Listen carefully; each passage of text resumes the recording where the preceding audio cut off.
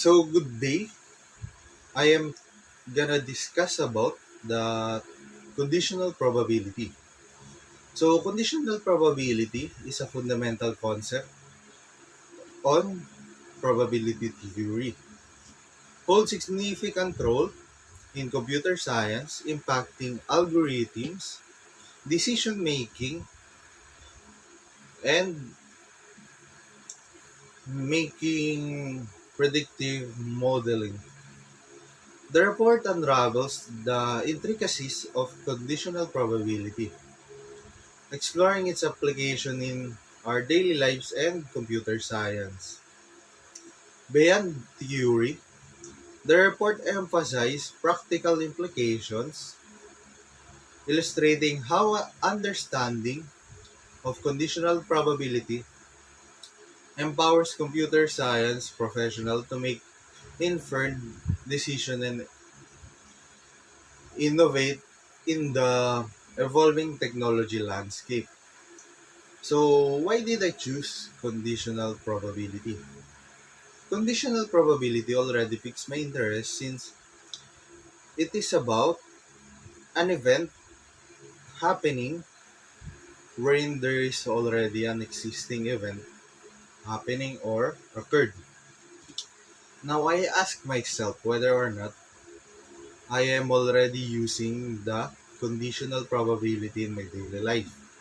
And finally, I want to know if there is gonna be a significant role for the conditional probability of being used on my chosen topic I in my chosen career, that is the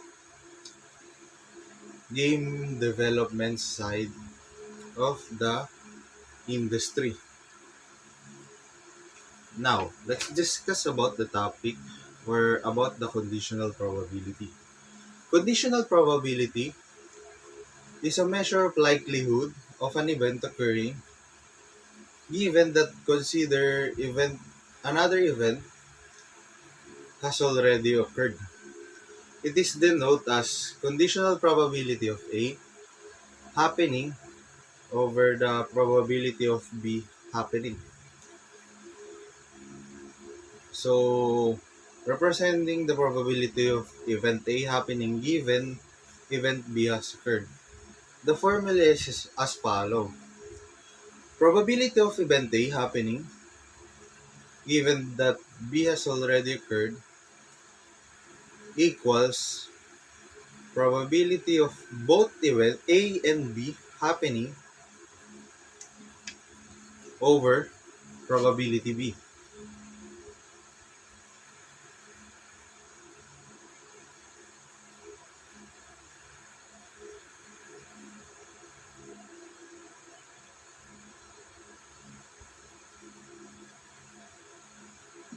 So, this is the formula for the conditional probability. So, this is the probability of A, conditional probability of A happening given that the, the event B has occurred. Then this is the probability of both events happening. Then this is the probability of B happening. So this formula reflects the in intuitive notion that the probability of A occurring considered B as occurred is the ratio of the probability of both A and B occurring to the probability of B occurring. So let's have an examples.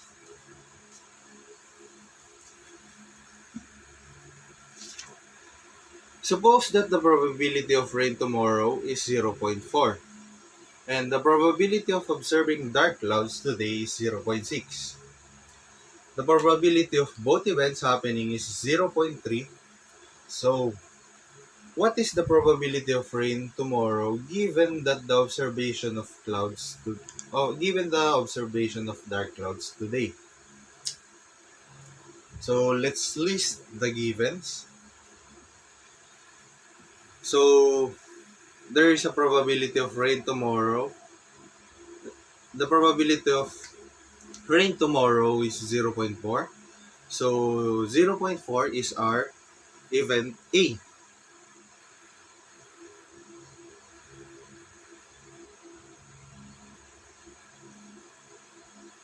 Is equals to 0.4. So 0.4 is our event A. So event B is 0.6. Event B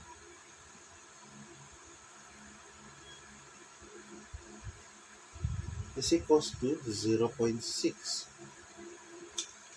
So, and there is another given. The probability of both events happening is 0.3. So both event is equals to 0.3. Now, how do we solve this? We already know the solution. So we just substitute it.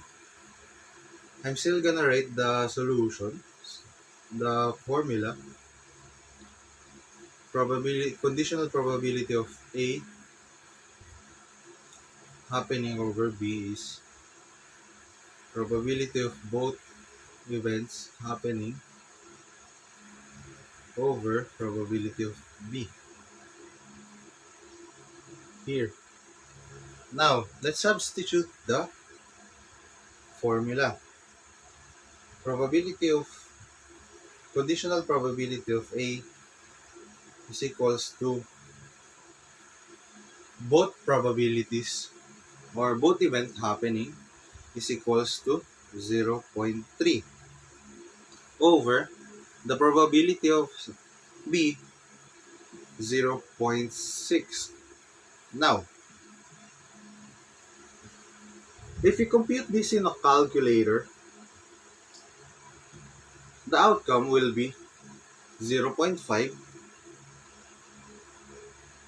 Now, if we times it into 100 or 1, this is gonna be a 50% chance or 50%. Now, the final answer is 50%. Therefore, the probability of rain tomorrow, given the observation of dark clouds today, is 0.5. Do you guys get it, or I need another example? So I'm gonna erase this, then we're gonna have another example.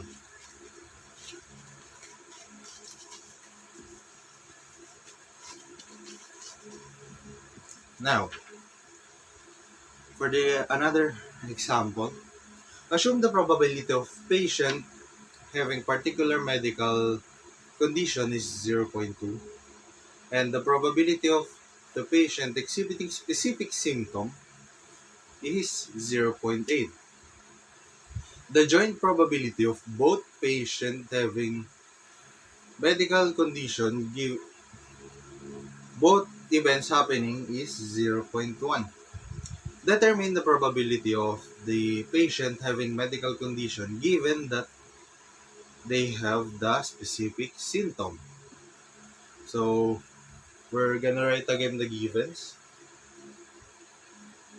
Event A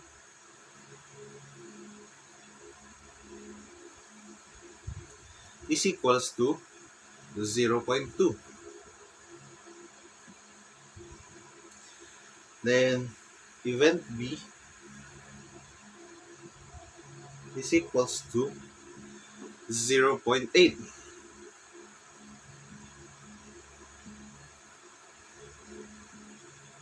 Now, both events happening is 0.1. Now, we're gonna use the same formula for this. Now, conditional probability of A happening over B is equals to both events happening over probability of B. So we're gonna substitute the formula. So both probabilities is 0.1, 0.1 over the probability of B happening is equals to 0.8.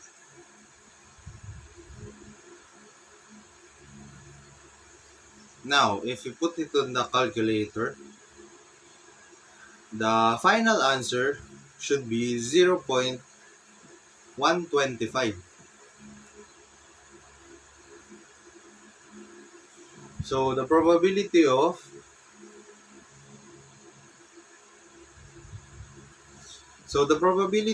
the patient having medical condition given that they have specific symptom is 0.125. Now, let's summarize it. Let's summarize the discussion. The conditional probability is an is a likelihood or chance of event A or event to occur given that there is already an existing or there is already an event going on.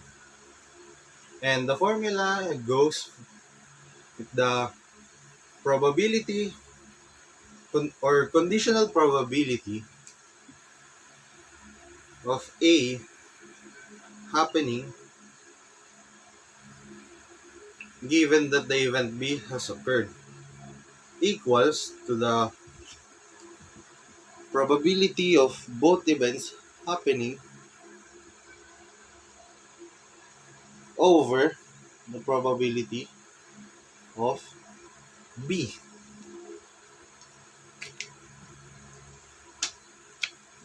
So the probability of A happening given that the event B has already occurred is equals to the both probabilities of A and B happening over the probability of B.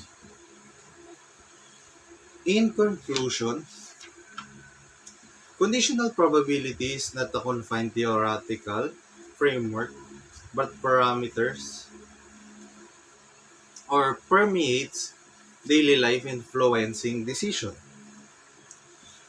making in diverse domains.